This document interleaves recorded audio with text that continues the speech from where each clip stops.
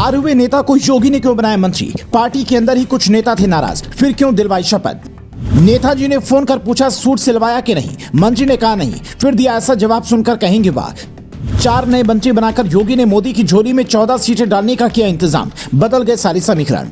मंगलवार की दोपहर लखनऊ से 4 नेताओं को बारी बारी से फोन जाता है और कहा जाता है कि आपको 4 बजे शपथ के लिए राजभवन पहुंचना है। इनमें से 3 नेता सज धज कर तैयार होते हैं, पर एक नेता के पास शपथ के लिए सूट नहीं होता है। आरएलडी नेता जयंत चौधरी उनसे फोन कर पूछते हैं कि सूट सिलवाए हो क्या, जिसके जवाब में अनिल कुमार कुछ ऐसा कहते हैं कि सुनकर आप भी कहेंगे नेता हो तो ऐसा ही होना चाहिए। मुजफ्फरनगर की पुरकाजी सीट से विधायक अनिल कुमार एक चैनल से बातचीत में कहते हैं, जयंत चौधरी ने मुझसे कहा कि लखनऊ में आपको शपथ लेना है, सूट सिलवाया कि नहीं? तो मैंने कहा कि मैं सादा आदमी हूँ, पैजामा कुर्ता पहनता हूँ। वैसे ही पैजामा कुर्ता पहने और गले में हरा गमछा लटकाए अनिल कुमार शपथ के लिए पहुंच गए और वहां गए तो देखा कि सूट बूट में कोई है ही नहीं, सारे नेता पैजामे कुर्ते में ही हैं। गाजियाबाद के साहिबाबाद से विधायक सुनील कुमार शर्मा जहां गले में भगवा गमछा लटकाए दिखे, तो वहीं दारा सिंह चौहान की गमछे का रंग लाल नजर आया, जबकि ओम प्रकाश राजभर की ड्रेस का रंग पूरा ही पीला था, जिसे देखने के बाद कई लोग ने यह कहा कि राजभर तो ठीक है, पर दारा सिंह चौहान को घोसी से उपचुनाव हारने के बाद भी बीजेपी ने मंत्री क्यों बनाया?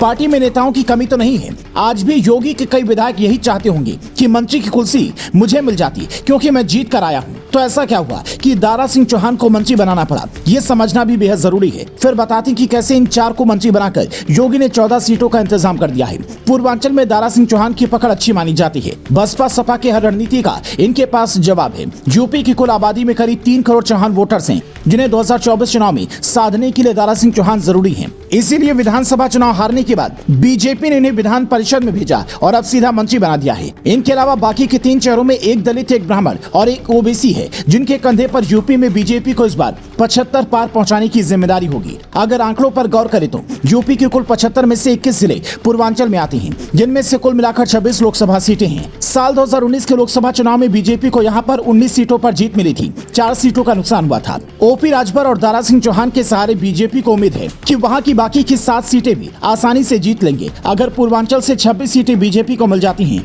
तो फिर 75 पार का लक्ष्य आसान हो जाएगा, क्योंकि मध्य यूपी में पहले तो योगी का क्रेज बढ़ा हुआ है और पश्चिमी यूपी जो दिल्ली के करीब है, वहां के जाट वोट बैंक को साधने के लिए बीजेपी ने पहले ही आरएलडी से हाथ मिला लिया है। बाकी के जो ब्राह्मण वोटर्स से थोड़े बहुत नाराज होंगे, उन्हें मनाने की जिम्मेदारी सुनील कुमार शर्मा के पास होगी। और अगर इन 4 मंत्रियों वाला दांव काम आ गया, तो समझिए कि 2019 चुनाव में जिन 16 सीटों पर हार हुई थी, उनमें से 4 बीजेपी की झोली में आ सकती हैं, क्योंकि एक अखिलेश का गढ़ और एक कांग्रेस का गढ़ तो कम से कम बचता ही नजर आ रहा है। बाकी फैसला जनता को करना है कि वो इस बार बीजेपी को यूपी से कितनी सीटें देना चाहती हैं।